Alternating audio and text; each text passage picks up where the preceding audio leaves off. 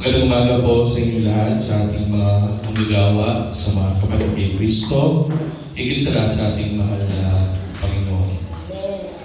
Tayo po ay nagtipon-tipon dito upang luwalhatiin, sambahin, purihin ang Diyos na siyang nagligtas sa bawat isa sa atin. At ito ay dakilang biyaya na ibigay sa atin ng Diyos, bagamat hindi tayo karapat-dapat, tayo mga kasalanan. Ngunit dahil sa biyaya at awa, kahabagan ng Diyos, minahal niya tayo kahit hindi tayo karapat-dapat, dahil dito tayo may kaligtasan sa ngalan ng ating mahal na Panginoong Jesucristo. Amen po ba?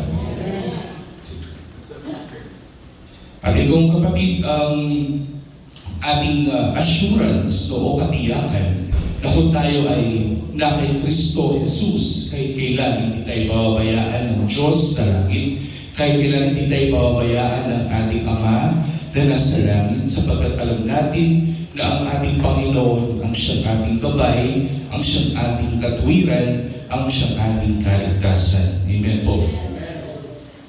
No? At sa pagpapatuloy ng ating Bible study, sa nakalipas na linggo, kapatid, dahil ito yung church anniversary, tayo ay nagpaliban muna sa pag-aaral ng kalikasan ng Diyos, ng kanyang katangian bilang Diyos. No? At ang unang katangian ng Diyos na ating napag-aralan is what we call the aseity of God. Meaning, ang Diyos sa kanyang sarili, walang naglikha sa kanya. Siya ay umiiral bago pa tayo nilikha. At siya ay iiral kahit wala tayo. Ibig sabihin ng Diyos ay mananatiling Diyos kahit walang tao na nilikha. No? Pwedeng umiral ang tao dahil may Diyos. Pero hindi iiral ang tao kung walang Diyos. Sapagkat ang tao ay umaasa lamang sa kanyang manlilikha, which is ang Diyos mismo. Paano natin nasabi yan? Sapagkat noong panahon ni Moises, nagtanong siya sa Diyos, saan yung nasusunog na or burning bush? At ang sinabi ng burning bush sa kanya, na siya ang great I am. Pag sinabing I am, it is existence. Siya ay umiiral at Diyos kahit anong mangyari.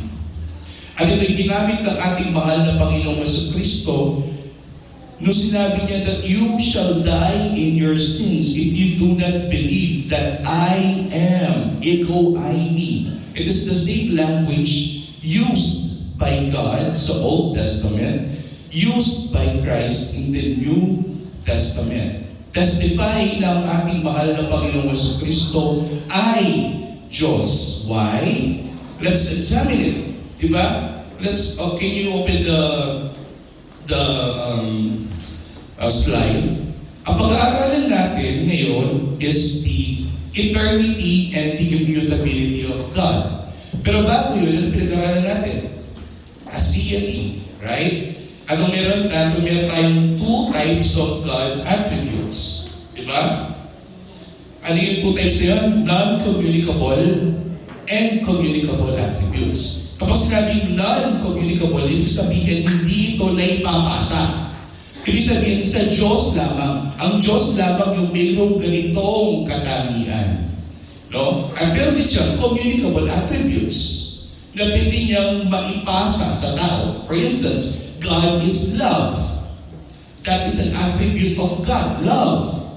And because God is love, naipasa niya yung kanyang pagmamahal sa atin, kaya tayo ay marunong din magmahal. Because God is love. And those are communicable attributes. At isa sa mga non-communicable attributes is what we call aseity. Ibig sabihin, ang Diyos ay umiiral kahit walang tao. At ginamit ito ng ating mahal na Panginoong Jesucristo na siya'y umiiral kahit siya'y nasaan yung tao. No? Kaya nga nagalit yung mga Israelita, di ba, nung napag-aralan natin, binato yung ating mahal na Panginoong Jesucristo. Ngunit ang ating mahal na Panginoong Jesucristo ay nakatakas. Bakit? Kasi ang timola ng sinabing Kristo na inginu. Kaya yung mga tao, hindi nila matanggap yun. Dahil ang aseity o yung pag-iiral, the great I am, o yung pangalang Yahweh, ay tanging sa Diyos lamang. Pero bakit ito ginamit ni Kristo? Yun yung hindi matanggap ng mga Israelita. Bakit? In conclusion, dahil ang ating Panginoon Yesu Kristo, bagaman nakikita natin siya na siya ay tao, siya din naman ay Diyos. In Christ, there is what we call dual nature, hypostatic union. He is both fully God and fully man. Who is that? Christ. Who is Christ? The Logos or the Word, ang salita that was made flesh. Kaya may kita mo sa New Testament, kapatid, may kita mo na sabihin ni Paul that there's only but one God. The one true God, which is the Father, sabi niya. Bakit? Because the Father Himself is the one true God. That is true. And He is the perfect God, ang Diyos na hindi natin pwedeng makita. Bakit? Kasi the moment na makikita natin siya, the Father, tayo lahat ay mamamatay. Lagi natin pinag-aaralan yan. Kaya sabi natin, mahal na Panginoon Yesu Kristo, walang sino man tao o nilalang ang nakakita sa Ama. Maliban kanino? Sa akin. Siya lamang ang nakakita sa Ama. Pero bakit natin nakikita ang Diyos? Dahil si Kristo ang Diyos o Yahweh na ating nakikita. There is the God that we cannot see, and there is God that we can see. Now, you're going to ask questions. Ibig sabihin yan, brother, yan, dalawa yung Diyos. No. Again, what did I say? There's only but one being. Kapag sinabing being in existence, there is only but one God. But God manifests Himself in three persons. That's why we have what we call the Father, the Son, and the Spirit. Can we distinguish them? Yes. When it is distinguishable, ibig sabihin, kung mali-distinguish mo ito, kung makikilala mo siya, ibig sabihin, He is a person, right? Who is the God that we cannot see? The Father. Who is the God that is both God, fully God, and fully man? Jesus Christ, the Lord. And who is the God that dwells in us? The Holy Spirit. Why can we distinguish those things? Bakit natin what you call this? Na-identify o nakikilala kung sino sila? Kasi ang Biblia ay malinaw kung sino ang Ama at ang Anak at Espiritu Santo. Sino yan? Ang Diyos mismo, the one true God. No? Pero, bakit kaya ang ating mahal na Panginoon Yesu Kristo na isang tao ay nayakalin tulad sa Diyos? Pag-aralan natin, kapatid, the one nature of God that is non-communicable. That is what? God is eternal and immutable. So, yun yung pag-aaralan natin ngayong umaga na ito. The eternity and immutability of God. That is a non-communicable attribute. Pag sinabi non-communicable, ang Diyos lamang yung umahawak ng katangian na iyan. Buksan natin ang ating mga Biblia muna, kapatid, bagong lahat, sa Romans chapter 4, verse 8.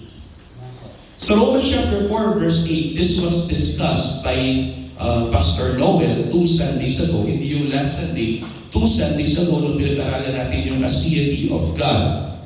Ang sabi dito sa Romans chapter 4, verse 8, Sister Princess, if you can bring it up sa eSword, sa Bible app natin. Ang sabi dito, na si Juan ay nagkaroon ng vision na siya ay nakapunta sa trono ng Diyos. At nakita niya na mayroong mga elders, mayroong mga nakapalibot sa Diyos, Ang Diyos bilang hari ay nakaupo sa kanyang trono at may mga nakapalibot sa kanya at mayroong mga anghel na nagpupuri sa kanya, sumisigaw sa kanya. That is in Revelations. So nakita niya, si John. But we should also remember na hindi naman yan yung first time na nangyari na mayroong tao na dinala sa trono at may nakitang isang hari na nakaupo sa trono at mayroong mga anghel na nagpupuri sa kanya, nagsasabi, banal, banal, banal ang Diyos ng mga upo. Sino kasi yung, saan kasi sa Biblia na unang nangyari yan? Sa book of Isaiah, chapter 6. Nung walang hari ang Israel, anong ginawa ng Diyos? Dinala niya si Isaiah sa kanyang trono. At nakita niya ang Diyos na nakaupo sa kanyang trono. Isang hari na nakaupo sa kanyang trono. At sino yung mga nandun? Yung mga anghel na mayroong 6 na pakpak. Diba? At yung 6 na pakpak na yun, yung unang 2 pakpak niya, nakatakip sa kanyang mukha. Yung 2 pakpak niya, ginagamit niya sa kanyang paglipad. Tapos yung mga 2 pakpak niya sa ilalim, nakatakip sa kanyang mga paa. Bakit? Kasi ang kaharap nila ay ang Diyos na banal. At kapag banal ang Diyos na nasa harapan mo, ikaw ay matatakot natural. Kaya na tinatakpan nila ang kanilang mukha at ang kanilang mga paa sapagkat alam nila na kung magkakamali man sila sa presensya ng isang Diyos na banal, kahit sila ay mga anghel, sila ay mamamatay. No? At tawag sa mga anghel na yan, mga seraphim. Diba? Pinag-aralan natin yan. At ano yung kinakanta nila araw-gabi? Holy, holy, holy. 3 times. Makita mo dyan, kapatid, that even in the heavens, they praise the Holy Father, the Holy Son, and the Holy Spirit. But then again, nangyari ulit ito sa Revelation chapter 4, verse 8. Sino naman yung nakarating sa trono? Si John. Ibinalik siya sa trono na iyon. At tignan natin kung ano ang nakita ni John sa Revelation chapter 4, verse 8. At ang 4 nilalang na buhay na may 6 na pakpak, nandiyan na naman yan, the seraphim. Ang bawat isa sa kanila ay puno ng mga mata sa palibot at sa loob. Sino kasi yung mga yun? Mga seraphim. At sila'y walang humpay na nagsasabi araw at gabi. Ano sinasabi nila? Banal, banal, banal ang Panginoong Diyos. It's just the same thing, same language. Isaiah chapter 6. Holy, holy, holy is the Lord of hosts. At dito yung ating pag-aaralan. Ang makapangyarihan sa lahat, ang noon at ngayon at magpakailanman. 2 Sundays ago sabi ni Papa, ang nabuhay, ang nabubuhay at darating. Well, sabi pa nga niya, di ba, kung siya ay nabuhay, ibig sabihin dati siya patay. God doesn't die, guys. If God dies, if God ceases to exist, we won't exist. Kaya pag-aaralan natin that God is eternal and immutable. When you say immutable, He cannot change. But here it says, the God who was and is to come. Pinagkakata lang yan. For He is worthy of praise, for He is Lord, who was and is to come. Why? Because God is eternal. Wala siyang hanggan. Kung noon siya ay Diyos, ngayon siya ay Diyos, at magpakailanman siya ay Diyos. At ito yung kinakanta ng mga anghel sa langit, who was and He is to come. Ang noon at ang ngayon at ang bukas o ang darating. At ito kapatid yung ating pag-aaralan about the eternity of God. God is eternal. And if God is eternal, wala siyang hanggan, then God also doesn't change. Hindi siya nagbabago. Ang pag sinabing hindi siya nagbabago, ibig sabihin God is immutable. Tignan natin yung word na yan. Pag sinabing immutable, that is negative. Im means not, and mutable, at yung root word dyan, mutate. Sino nanonood ng X-Men dyan? Pag may X-Men, may mutation. Pag sinabing mutation, may nagbabago. May nag-evolve. But God doesn't mutate. God doesn't change. Thus, God is immutable, not changing. Hindi nagbabago. At ito yung pag-aaralan natin sa umaga na ito. Tingnan natin, kapatid, sa panalangin ni Moises sa Psalms chapter 90 verse 1. Hindi po lahat ng nasa Psalms ay si David. No? Again, Psalms is the book compilation of all the Psalms of all the prophets, including David. Mas marami lang yung sinulat ni David dyan. Pero the Psalms is a compilation of all the Psalms o pag-awit ng mga sinaunang mga tao para sa Diyos. No? Makita mo dito sa Psalms 90 verse 1 to 4. Sabi dito na si Moises ay umawit sa Panginoon. Sabi niya, Panginoon, ikaw ay naging aming tahanan, tahanang dako sa lahat ng salinlahi. Tapos ang sabi niya, bago nilikha ang mga bundok o bago mo nilikha ang lupa at ang sanlibutan, ikaw ay Diyos. Bago pa nilikha ang lahat ng bagay na yan, siya na ay Diyos. At ito yung maganda.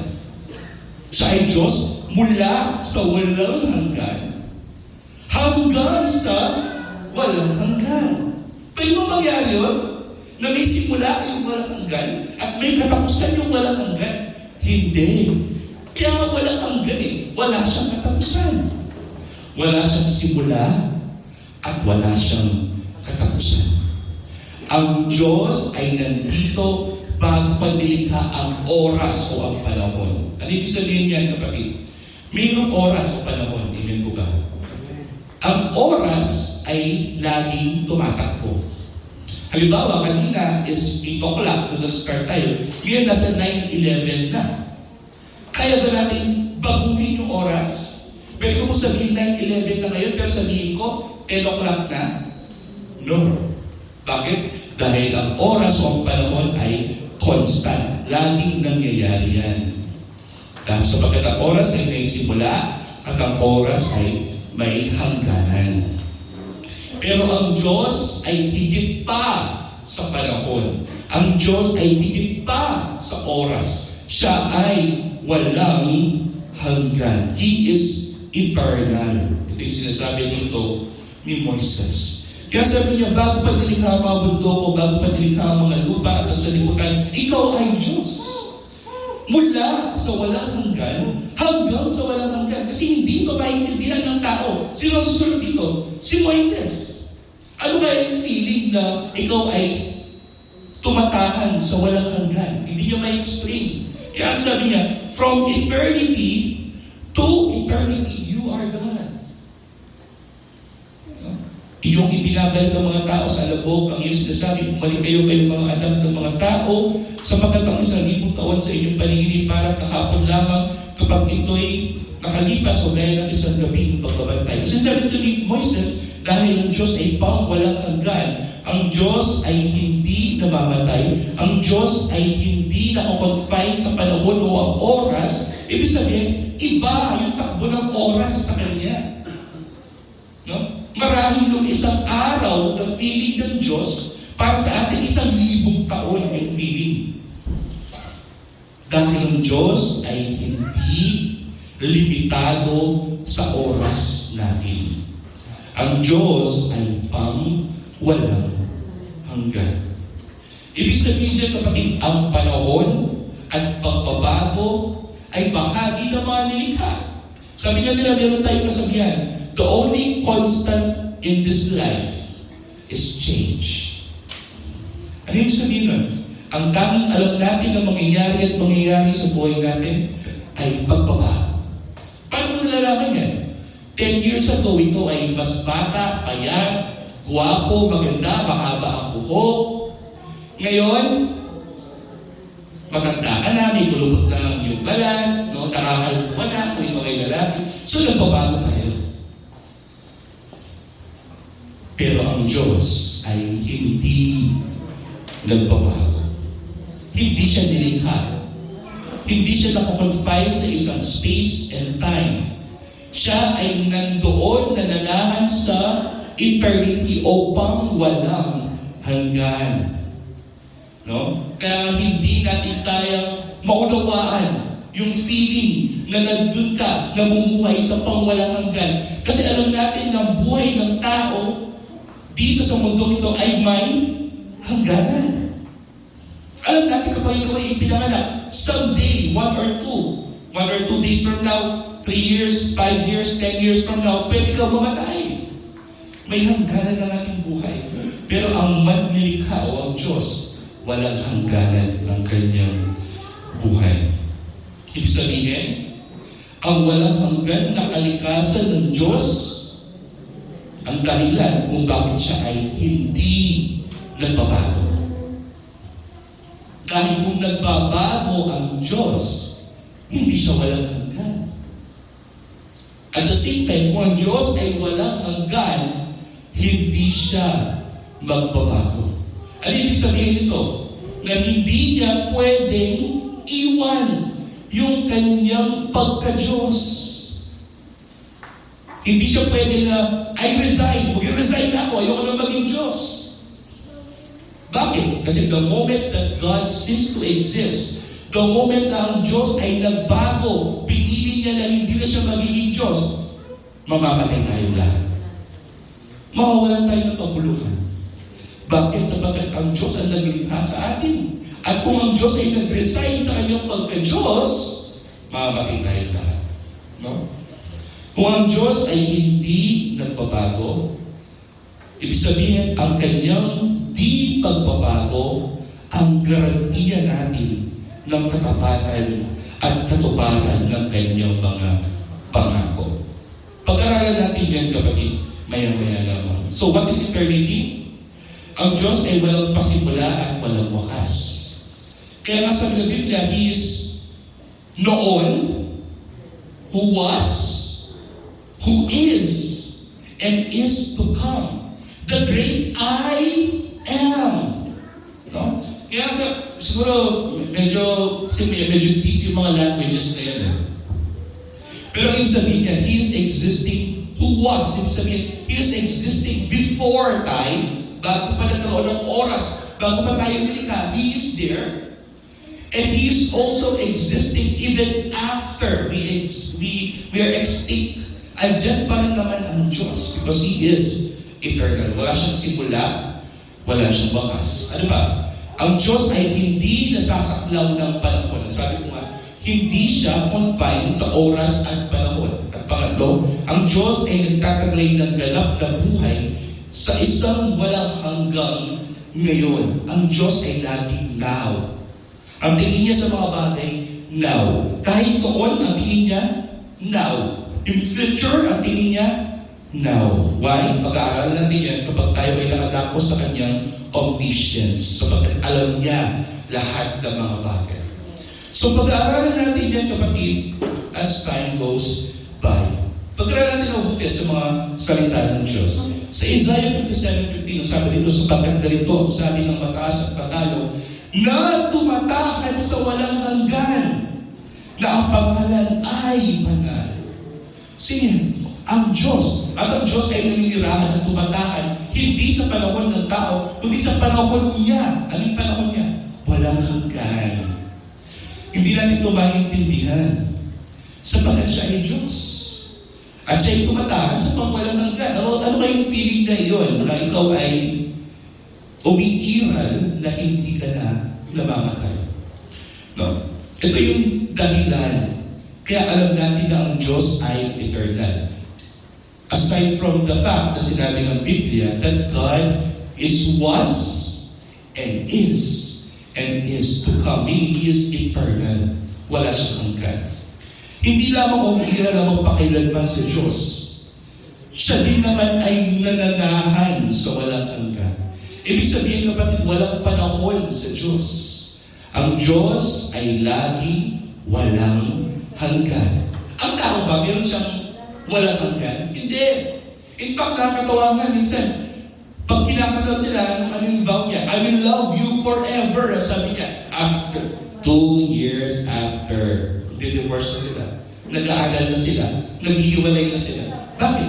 Kasi kahit ang pagmamahal ng tao ay may hangganan. May panahon. At kapag may hangganan, may panahon, ito ay nagbabago. Mahal kita ngayon, bukas hindi na kita mahal. O kaya ngayon hindi kita mahal, bukas na lang kita mamahalin. Yung katangian. Kasi may jowa siya ngayon. So bukas na lang kita mamahalin kapag nag-break na kami ng jowa.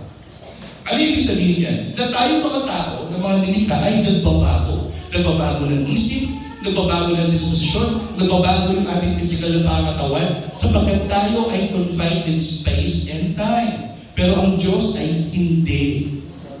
He is eternal.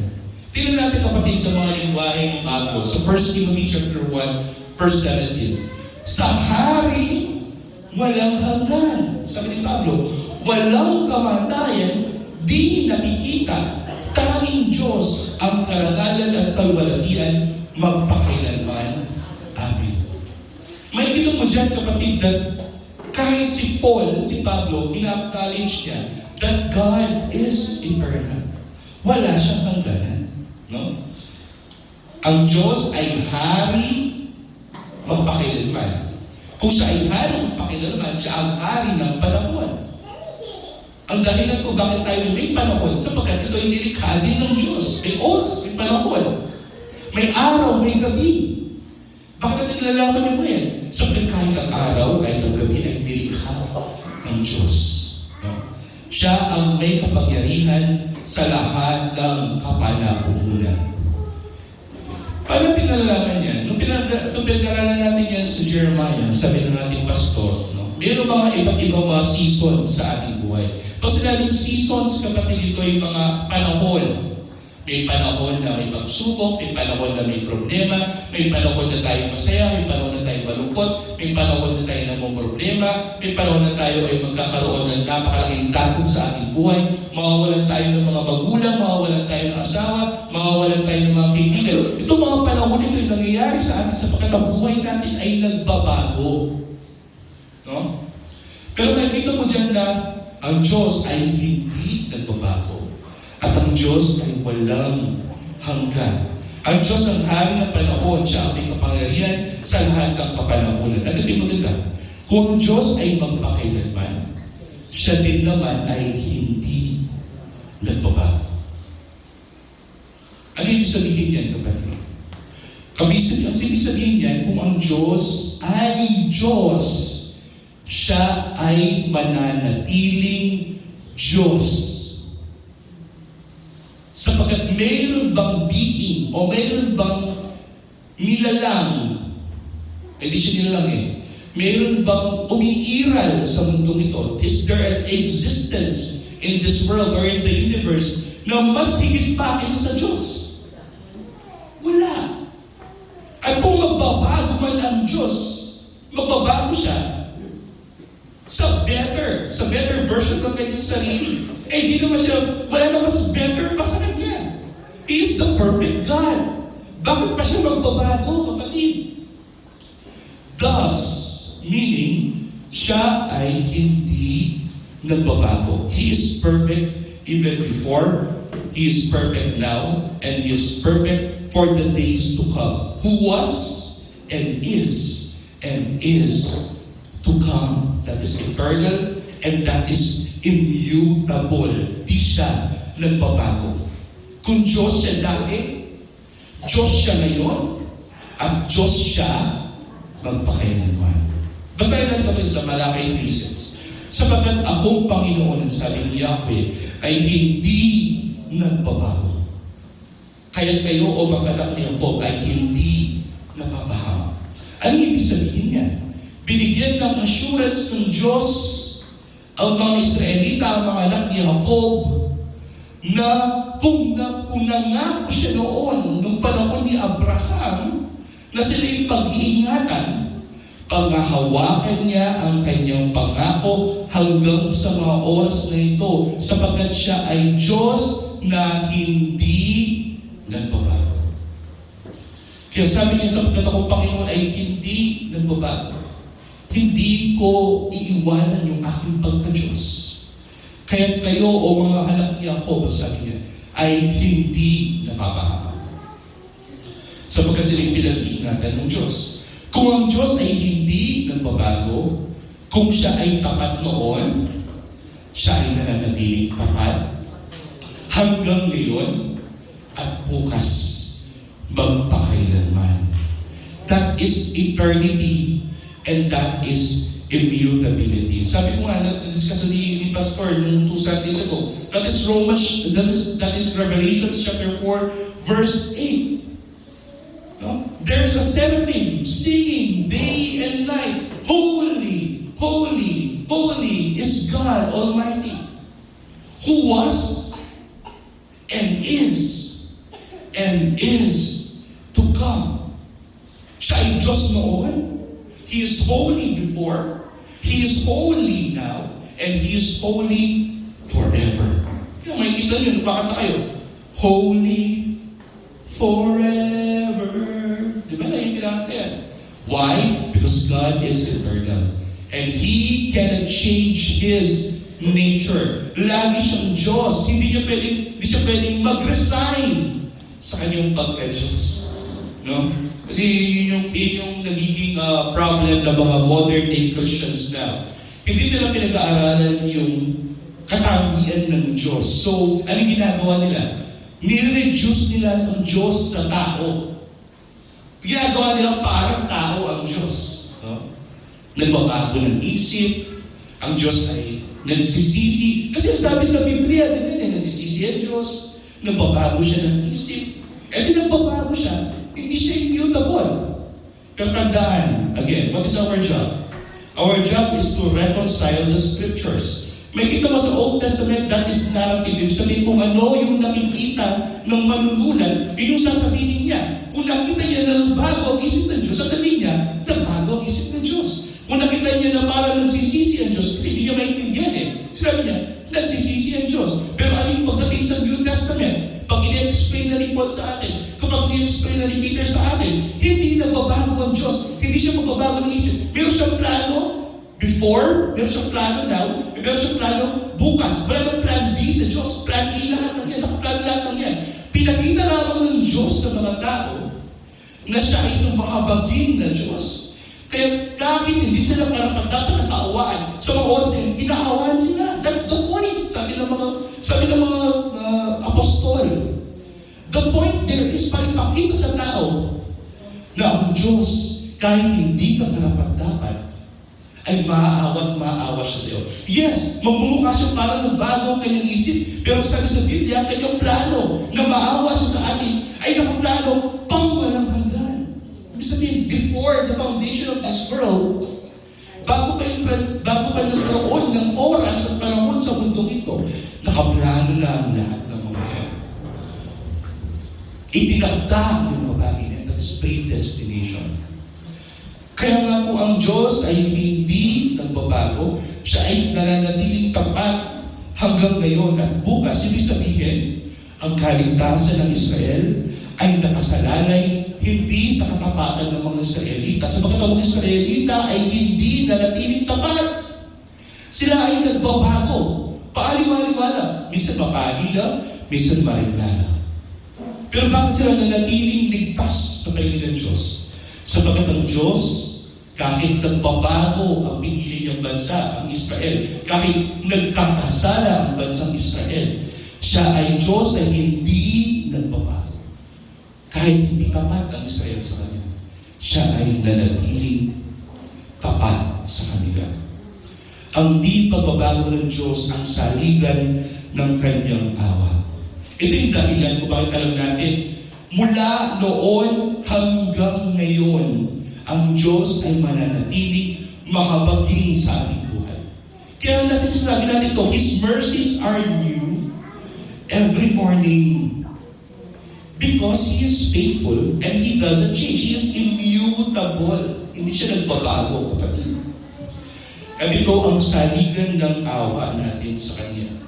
Tingnan natin, kapatid, sa Santiago chapter 1 verse 17 to 18. Ang sabi ito ni James, kapatid, na isang apostol, na biological brother ng ating Panginoon sa Kristo.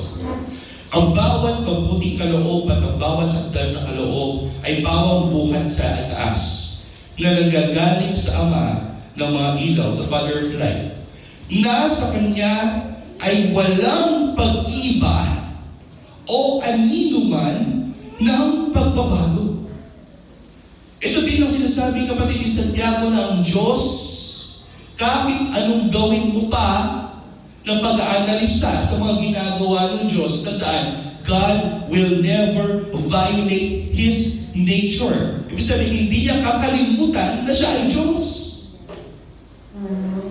At ito yung pinanghahawakan natin sa ating mahal na Panginoong Jesucristo. Pag-aaralan natin mamaya, na ang Diyos ay hindi magbabago. Ang Diyos ay mananatiling Diyos. 18. Alinsunod sa Kanyang sariling kalooban, tayo ipinanganak niya sa pamamagitan ng salita ng katotohanan. Remember, kapag sabi tayo ay ipinanganak, ibig sabihin tayo ay nilikha, binuhay muli sa pamamagitan ng Kanyang mga salita. Salita ng katotohanan. Sino kasi ang salita ng Diyos? Sino kasi ang salita ng Diyos? Ang ating mahal na Panginoong Jesucristo. Very important, kapatid, because the Bible itself is very clear that Jesus Christ, the Son of God, is the Logos or the Word that was made flesh. Tayo ay naging mga Kristiyano. Tayo ay binuhay muli sa pamamagitan through the Son, sa mga salita ng katotohanan, upang tayo maging isang uri ng mga unang bunga sa Kanyang mga nilalang. The first fruits. Bakit? Upang malaman natin na ang ating mahal na Panginoong Kristo ang panganay sa ating lahat. The forerunner, sabi dito. Na siya ang unang bunga at tayo din naman ay magiging mga unang bunga ng mga nilalang ng Diyos dahil sa ating mahal ng Panginoong Jesucristo. Ano yung word dito? Ang Diyos ay hindi nagbabago. No? Sa Psalms 102:25-26, nang una, ang saligan ng lupa ay iyong inilagay at ang kalangitan ay gawa ng iyong mga kamay. Ano yung sinabi ulit ng Psalmist sa 26? Ikaw ay nananatili, ngunit sila ay mawawala. Parang kasuotan silang lahat ay mawawala, pinapalitan mo sila ng gayang kasuotan at sila'y mapapalitan. Makikita mo dito kahit si David, kami ang psalmist, ina-acknowledge niya that God will remain God. He is eternal at hindi siya magbabago. Mawawala ang lahat, pero ang Diyos ay mananatiling Diyos magpakailanman. Kaya sabi ko, we cannot discuss eternity without immutability, and we cannot discuss immutability without eternity. Sapagkat this coexist with each other. If God is eternal, then God is immutable. He is not subjected to change. Pag sinabing immutable, im means not, mutable, or is came from the word mutate, meaning He is unchangeable. Hindi siya nagbabago. Who was, and is to come. Ang doon, at ang ngayon, at ang magpakailanman. Ito ang doctrine of immutability and eternity. No? So ano ang kahalaga ng isang Diyos na walang hanggan at hindi nagbabago? Bakit kailangan ang Diyos natin, ang Diyos ng Biblia, ang Diyos na ating sinasalbantayanan sa ating buhay ay walang hanggan at hindi nagbabago? Bakit ito mahalaga? Basahin natin, kapatid, sa Isaiah 46:9-10. iyong alalahanin ang mga daming bagay ng una, sapagkat ako'y Diyos, ang sabi ni Yahweh, at walang iba, ako'y Diyos, at walang kaya ko, sabi ni Yahweh. 10. Na nagpapahayag ng wakas mula sa pasimula, at mula ng mga unang panahon na mga bagay na hindi pa nangyayari. Ibig sabihin, kapatid, siya ang nagpapahayag. Yung sinipapahayag in English, He is manifesting things. He is making them into reality. Kung ang noon siya ang naggumawa ng realidad ng mga tao, hanggang ngayon siya ang gumagawa ng realidad ng mga tao. And even for eternity, bukas siya ang gagawa kung ano man yung nangyayaring realidad sa buhay natin. Who was and is to come. Ang nagpapahayag ng wakas mula sa pasimula at mula ng unang panahon ng mga bagay na hindi pa nangyayari. Pero hindi yan yung nakakapagbigay sa atin ng comfort. Nakakapagbigay sa atin ng comfort yung next. Sabi dito, ang Diyos na hindi nagbabago ay nagsasabi, anong sabi niya? Ang layunin ko ay maitatag at gagawin ko ang lahat ng aking kaligayahan. Ladies and gentlemen, this is the declaration that God is sovereign. Siya ay may control kahit sa mga oras natin. Siya ay may control kahit sa mga buhay natin. Ibig sabihin, kung hindi siya nagbabago at siya ay nangako ng mga panahon ni Abraham, natutuparin niya ang kanyang mga pangako hanggang ngayon, kapatid. Tutuparin ng Diyos ang kanyang mga layunin sa atin, ang kanyang mga pangako sa bawat isa sa atin. Ibig sabihin, ang mga layunin ng Diyos ay walang hanggan at hindi na nababaliktad. Hindi na ito pwedeng baguhin. Because God is eternal, at kung nangako siya in eternity, meaning ang pangako niya will exist for eternity. Hindi na ito magbabago. No? Hindi naman siya nangako sa atin nung tayo ay nandito na. Nangako ang Diyos, sabi nga, bago pa itinatag ang mundo ito, pumili na ang Diyos. At itong mga bagay nito, yung ating pinangahawakan, kapatid. In fact, ang sabi nga ni Peter, kahit pa, bago pa itinatag ang mundo ito, Christ died for us. Alam kasi ng Diyos kung ano yung mangyayari. Alam niya kung ano yung layunin niya. Alam niya kung ano yung gagawin niya para sa atin. Tingnan natin kung paano iniugnay ito, katangian ng Diyos na ito, sa ating mahal na Panginoong Jesucristo. Remember, pag sinabing non-communicable, ibig sabihin itong katangian na ito ay tanging sa Diyos lamang. Hindi ko pwedeng ipasa sa tao.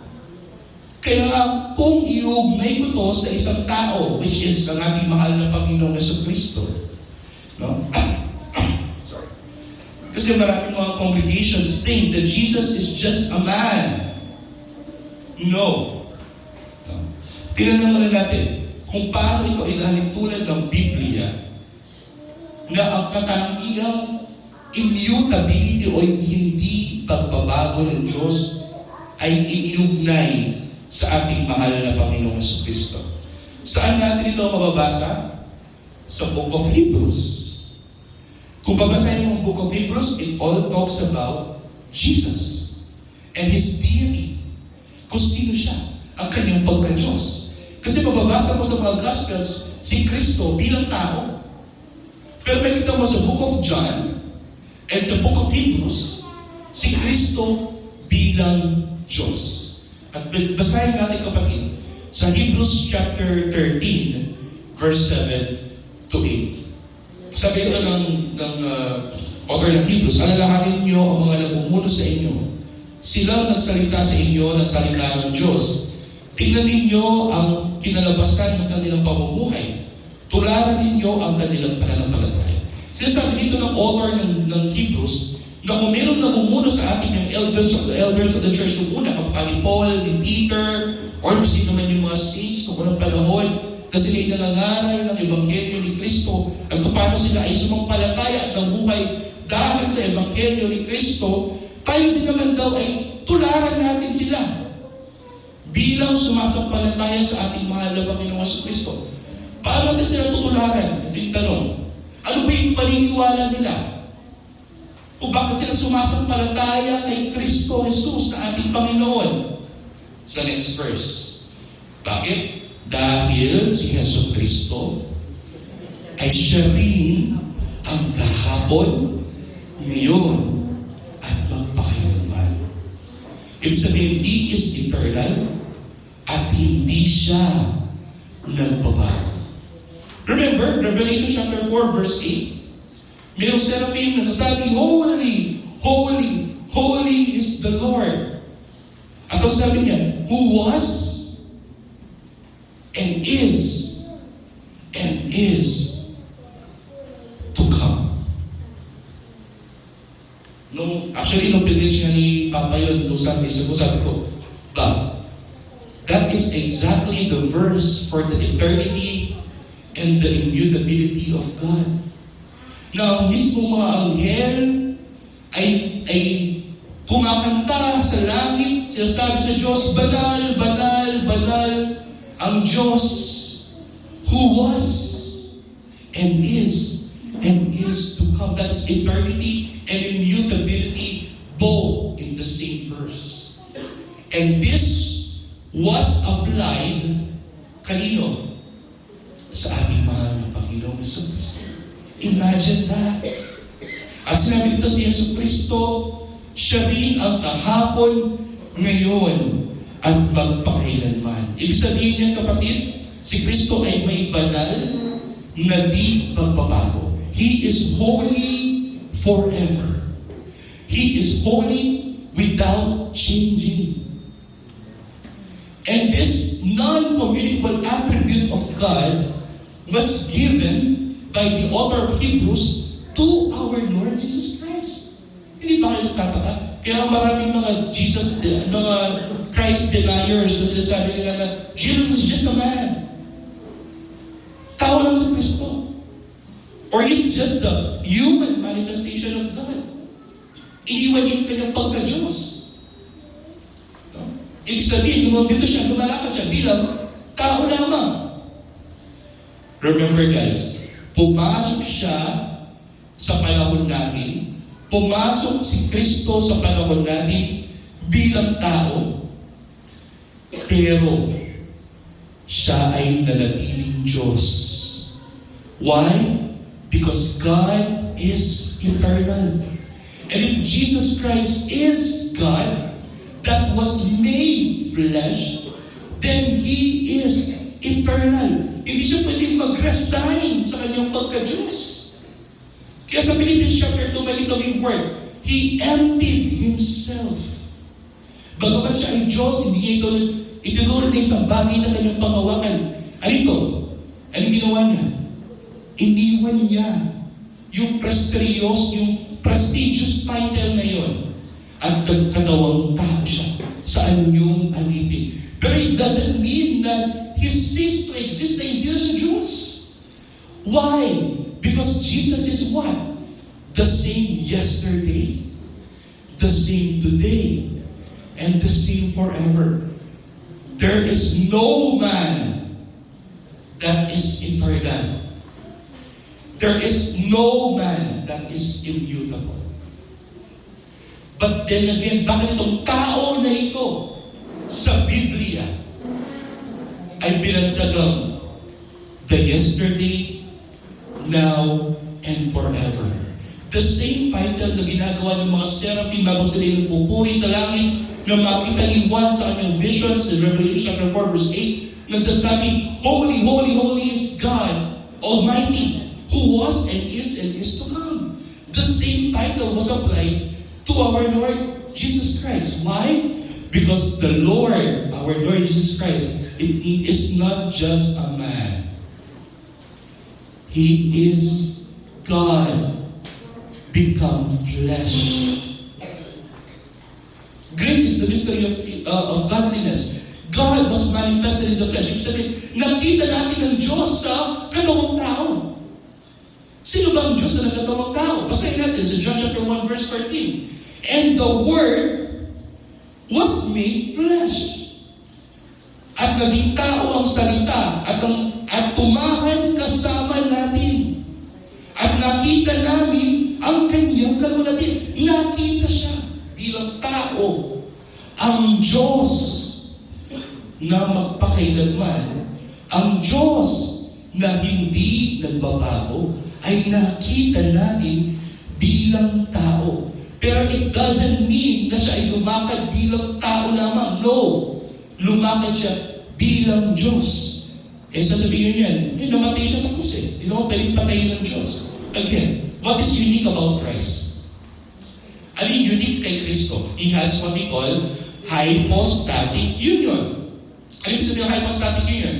We can distinguish that He is God and He is man or human being.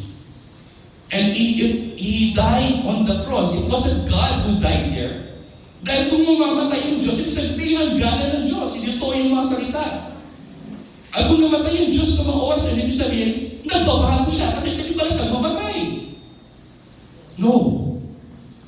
The aspect of which God died on the cross is a heresy. Heretic yan, kapatid. Huwag niyong paniniwalaan yan. The one who died on the cross is the man, Jesus Christ. Very clear. Minsan may kita mo dyan, there's only but one mediator, sabi ni Paul, kay Timothy. The man, Jesus Christ. Why? Because Jesus has the human aspect, the human nature. Pero sinasabi din naman ni Paul that Jesus is also God in the flesh. Ibig sabihin, He is also God. Kaya we have the doctrine of hypostatic union. Jesus is God, fully God, and fully man. Kapag ito mo dito ang salita ay tumahan sa atin, nakasama natin siya. Siya ang Diyos na ating nakikita. Siya ay imahe ng Diyos na hindi nakikita. Sabi nga ni Pablo, nakita namin ang kanyang kalwalhatian, sabi ni Juan, at ang kalwalhatian gaya ng anak ng Ama, the Son of God. At makikita mo dyan, kapatid, alam ng mga tao that the glory of the Son is the same of the glory of the Father. Puspos ng biyaya at katotohanan. At paano natin malalaman yan? Hebrews 12:2. Pagbasdan natin si Jesus na siyang nagtatag at nagpagsakdal ng ating pananampalataya. Ibig sabihin nun, kapatid, even before tayo ay nilikha sa mundong ito, alam na natin that the Lord Jesus Christ is the author and the finisher of our faith. What does that mean? It means kung ano man yung nangyayari sa atin, it is because of the Lord Jesus Christ. Dahil sa kanyang mga nagawa. Makita mo dyan, kapatid, nagtatagad po sa kasalanan, na dahil sa kagalakan inilagay sa kanyang kaharapan, ay tiniis niya ang krus. Siya ay tao din, kamukha natin, nasasaktan, umiiyak, nahihirapan. Pero kahit siya ay tao, hindi pa rin nagbago ang kanyang kalikasan na siya ay Diyos. At ito yung pinanghawakan natin. Sapagkat alam natin na ang Diyos, naramdaman niya kung ano yung naramdaman natin. Kaya naiintindihan tayo ng Diyos. Bakit? Kasi naranasan niya. Naranasan niya masaktan. Naranasan niya pagtaksilan. Naranasan niya ipako sa krus. Naranasan niya umiyak. Naranasan niya magalak. Naranasan niya magmahal ng makasalanang tao. Bakit? Kasi nagkatawang tao siya, kapatid. Pero kahit nagkatawang tao siya, hindi siya nagbago. Siya pa rin ay Diyos. At naramdaman niya kung ano yung naramdaman natin bilang tao at bilang Diyos. Because our Lord Jesus Christ knows what we feel. Sabi sa Hebrews. Kaya magpapatuloy ng Hebrews 12 na yan, sabihin niya, kaya nga wala tayong iisipin. Kasi ang Panginoong Jesucristo ay nakaupo na sa kanan ng trono ng Diyos. Ano ibig sabihin? Siya ay namamahala na sa lahat ng bagay. Mapasalangit o mapasalupa. Siya na ang Diyos na ating pinaglilingkuran. Siya ang hari ng mga hari at Panginoon ng mga Panginoon. He governs. Siya ang namamahala. Ibig sabihin, nasa kanya na ang kapangyarihan. Kaya sa Hebrews 12, sabi niya, siya ang pinakapulong pari, siya na ang gumagawa ng mga bagay para sa atin, at hindi na siya napapatay, He is eternal. Bakit nga ba ito mahalaga na malaman natin bilang mga sumasampalataya sa ating mahal na Panginoong Kristo na hindi lamang siya tao, siya ay Diyos, at kung siya ay Diyos, siya ay eternal, at siya ay hindi nagbabago? Bakit? Dahil kung naniniwala tayo na ang ating Panginoong Kristo ay walang hanggan at hindi nagbabago, ibig sabihin meron tayong katiyakan sa kaligtasan natin sa Kanya. There is eternal security in Christ Jesus. Pag sa eternal security, ito yung walang hanggang katiyakan ng kaligtasan sa Diyos. Ano ibig sabihin yan? Walang hanggang Diyos, walang hanggang kaligtasan. Kung hindi nagbabago ang Diyos, hindi rin magbabago ang Kanyang pangako. Kung hindi nagbabago ang mga pangako ng Diyos, matibay ang ating pag-asa. Amen? Naniwala po ba kayo dyan? Kung ang mga katangian na para lamang sa Diyos ay totoo rin sa ating mahal na Panginoong Kristo, kung gayon ay therefore conclude that our Lord Jesus Christ is God. Naniwala po kayo doon? Ang ating mahal na Panginoong Kristo ay Diyos. At dito ako magtatapos, kapatid. Sa Hebrews chapter 1, verse 1 to 4. Ang Hebrews chapter 1, verse 1 to 4, kapatid, is just the reflection of John chapter 1. It's also the reflection of Genesis chapter 1. Basahin natin. Noong unang panahon, ang Diyos ay nagsalita sa ating mga ninuno sa iba't ibang panahon at sa iba't ibang paraan sa pamamagitan ng mga propeta. Ano ibig sabihin niya? Noong unang panahon, naisulat ang Tanakh, which is the Old Testament, naisulat ito sa pamamagitan ng mga propeta. Si Moises, ni Ezekiel, ni Isaiah, ni Jeremiah, ni Elijah. Iyan yung mga paraan kung paano ang Diyos ay nagsasalita noong unang panahon. Pero tingnan mo natin sa verse 2, Hebrews chapter 1, verse 2. Subalit sa mga huling araw na ito, ay nagsalita siya, ang Panginoon, ng Diyos, sa pamamagitan ng Kanyang anak. No? Kaya nga tingnan natin, makita mo dyan yung word. Nagsalita ang Diyos sa pamamagitan ng Kanyang anak. Why? Because ang Kanyang anak, which is our Lord Jesus Christ, is the Word. The Word that was what? Made flesh. Sa pamamagitan ng ating mahal na Panginoong Kristo, nagsalita ang Diyos sa atin. He is the Word made flesh, na Kanyang itinalagang tagapagmana ng lahat ng bagay that is seated at the right hand of the Father. Makita mo yung word na yan. Lagi na lang sinasabi, the right hand of power, the right hand of the throne, the right hand of the power. Meaning, nasa Kanya siya ang tagapagmana ng lahat ng mga bagay. Si Caiaphas, na isang high priest, tinanong ating mahal na Panginoong Kristo bago pa ako sa krus. Sabi niya, sino ka? Sabi natin, mahal na Panginoong Kristo, ngayong oras na ito, makikita mo ang Son of Man, ang anak ng tao, seated at the right hand of power. At ano yung ginawa ni Caiaphas? Pinulit niya ang kanyang robe. Sabi niya, blasphemy. Why? Because it is only God who can say that. Sapagkat Diyos lamang ang pwedeng magmana ng lahat ng bagay. Naintindihan to ni Caiaphas. At ito inulit sa Hebrews. Sabi sa Hebrews, alam niyo ba na ang anak ng tao, which is a title given to the Messiah, the Son of God, the Word that was made flesh, is the one na magiging tagapagmana ng lahat ng bagay. At magiging words yan. At sa pamamagitan din naman niya, ginawa sa liputan. Remember? Noon asciende. At sinabi natin, and through Him, which is the Word, the Logos, through our Lord Jesus Christ, tayo ay nilikha ng Diyos. Kasi nagsalita ang Diyos noong unang panahon. So, makita na yung mga salita, tayo ay nilikha. Pero tingnan natin sa verse 3. Siya ang kalingningan ng kaluwalhatian ng Diyos. Kaya nakikita natin ang kalingningan at kaluwalhatian ng Diyos dahil sa ating mahal na Panginoon Kristo. He is Yahweh that we can see. Siya ang Diyos na ating nakita.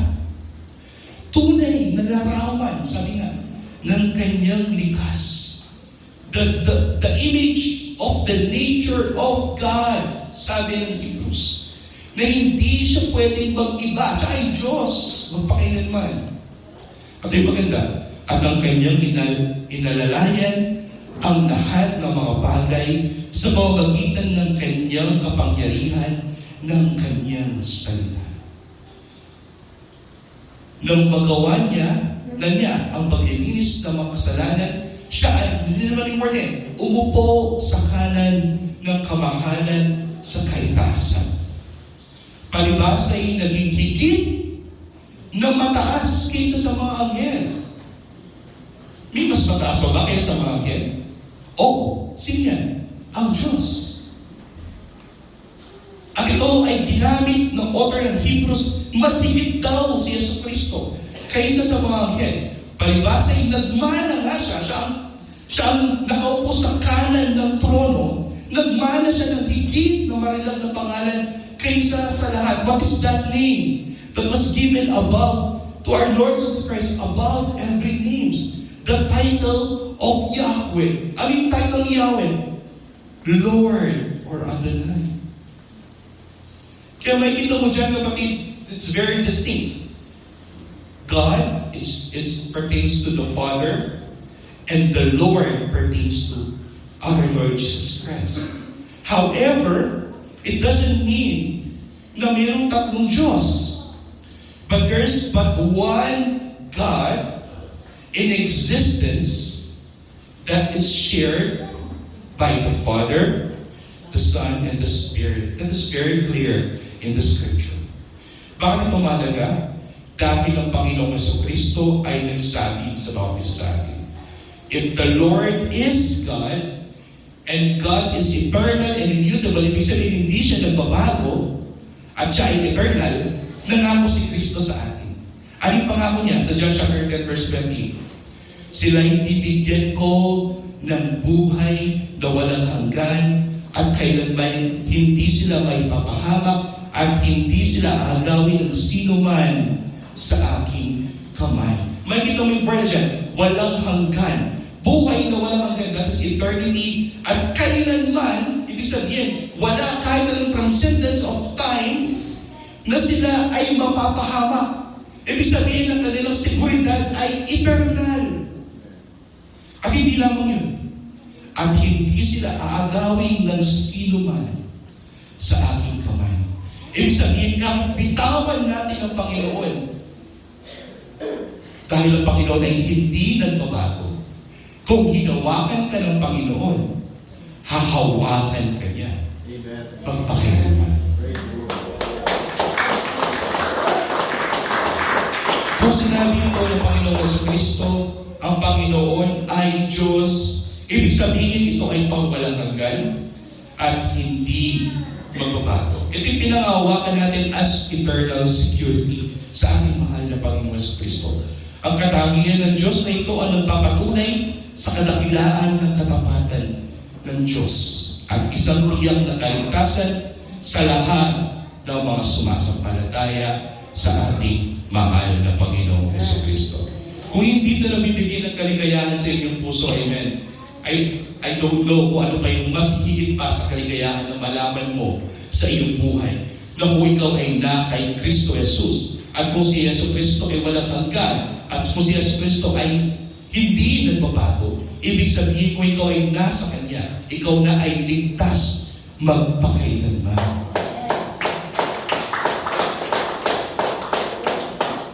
Sabi na nila, and this is eternal life, sabi ng Panginoon sa John chapter 17, that they may know you, sabi niya, and the one you sent. The moment that you have faith in our Lord Jesus Christ, the moment that you knew our Lord Jesus Christ, the God who became flesh for us, that is the start of your eternal life. Kaya no fear in death. Sabi ni Brother Jerry Magsino, no? Councilor Jerry Magsino last Sunday, sabi niya, wala nang takot sa kamatayan. Why? Kasi kahit ang kamatayan ay hindi tayo paghihiwalay mula sa pag-ibig at katapatan ng Diyos. Na kahit tayo ay mamamatay, alam natin, pagkamulat ng ating mga mata, ang Panginoong Jesucristo ay nasa harapan natin. At yun naman yung pinaka-goal natin, simulat sa pool. To be in the presence of our Lord Jesus Christ. To be coram Deo in the presence of God. Let's pray. Eternal, loving, and immutable God, we thank you, O Lord, for your blessings, for your grace, for everyone who are in here. In faith, we are brought about by your own blood through salvation. And now, we seek repentance, O Lord, for all the sins that we have done. Cleanse us and make us new, O Lord. Be faithful to us, O Lord, as you are faithful eternally, and you are immutable, O Lord. And keep us safe. Preserve us until the day you come. All this we ask in the name of Jesus Christ, we pray. Amen.